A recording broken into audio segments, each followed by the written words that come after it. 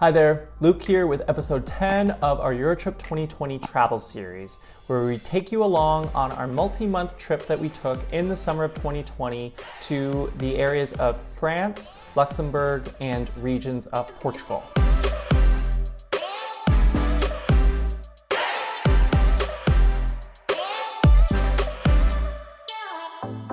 From where we last left off in episode 9, we were in the city of Biarritz. And the next morning, we took the train from Biarritz to the city of Lourdes. We dropped off our bags at our Airbnb and headed into the city. And it wouldn't be a visit to a French city without hitting up a church. So we went to the Basilique Supérieure. I was personally surprised to see some of the artwork. I found it was really interesting because I did not grow up Catholic, so I had never seen so many depictions of the Virgin Mary before. So I find that this is actually a unique church, even when it comes to other Catholic churches in France or in other places, at least that I've been to in Europe, because I did find that they had interesting depictions of the Virgin Mary that I had never seen before other than in this particular church.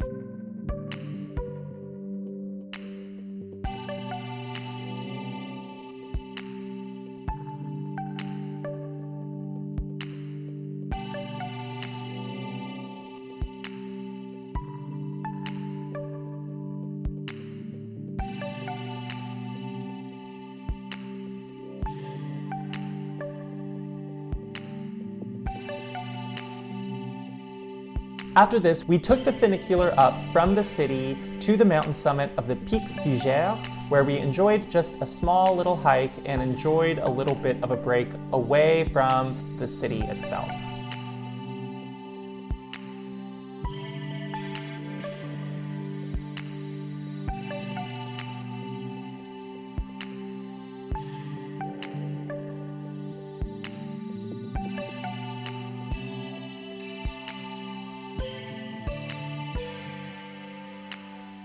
Now you may be asking, for what reason did we visit Lourdes? One of the reasons is because of its proximity to the Pyrenees region of France that has some beautiful mountain hikes near the border with Spain. And that is exactly what we did the next day when we took a bus to the beautiful Gavernie region of this area. This bus was extremely affordable and extremely scenic. It was actually one of the prettiest bus rides we had done on this trip so far in France. When we arrived to the hike that we were doing, there were quite a lot of people joining us. So it did take away a little bit from that feeling of you being alone in nature. Tyler and I tend to prefer more quiet hikes where there are fewer people around, whereas this one, everyone was pretty much going to the same spot. So do be warned if you do this hike that, especially depending on the time of day, you may find that there are more people than you would like. But the nature surrounding you is really quite beautiful. Let's just say there is a reason why this hike is popular, and it certainly has its merits.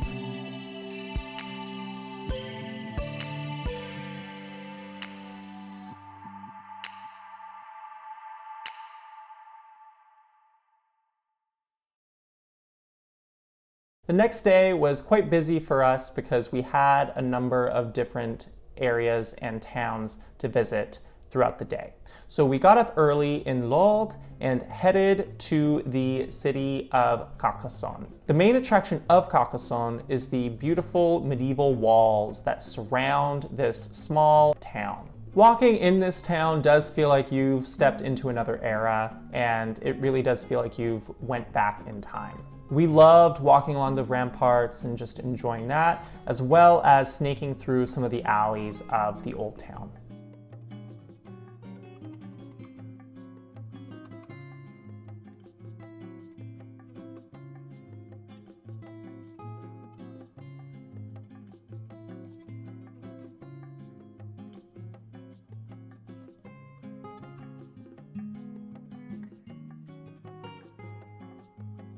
After some time exploring Carcassonne, we headed back to the train station where we went to the city of Collioure. In order to get to Collioure, we had to do some diversions through Narbonne, which we did find that the train rides along here were actually quite pretty, with some nice scenery to look at on the way. The walkways around here are really quite pretty, and you'll find that there are definitely some more touristy areas of this city because it really is a great beachfront city to go to. But there are places that you can go to escape that feeling as well, especially as you go on some of the walkways towards the Chateau Royal. We decided for more seclusion and beautiful views by doing a small hike up to Fort Saint-Elme, which is this fort that sits on top of a mountain and overlooks the scene of the city as well as the water below you, and is a great place to go if you want to appreciate some of the natural beauty of the area. On our way back to the city, we stopped at a really nice waterfront bar that had just a really nice chill atmosphere, and the views could not be beat. We initially intended to stay the night in Collioure, but we found that the prices were just a little bit too prohibitive for us. So we decided to stay in the nearby town of Argelès-sur-Mer. Argelès-sur-Mer has some of its own attraction as well. It's also more of a beachy, resorty type feel town that is a little bit more affordable to stay in. So we decided to get up a bit early, and even though we had our bags with us, walk along the beach of Argelès-sur-Mer. And we actually really enjoyed this more peaceful and early morning experience of walking around this beachy area. We even had the experience of running into a wild parrot that was up on a tree that we enjoyed kind of just appreciating. From here, we proceeded to our destination for the day, which was the city of Sète. We ended up splurging on a hotel here in Sète because we had a bit of a sketchy situation in Sète with an Airbnb host, which I will go into in our blog post. So do check that out if you are interested to hear more about that experience that we had with an Airbnb host in Sète. Probably the number one thing that we enjoyed about Sète was taking a boat tour just along the pretty coastline. Doing a boat tour does give you a nice vantage point to appreciate the look of the city from the water.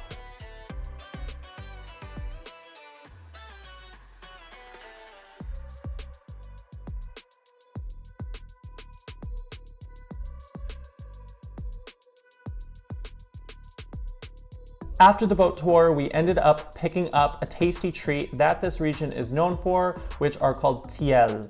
They are these tasty little pie-like things that have octopus in them and are really quite delicious.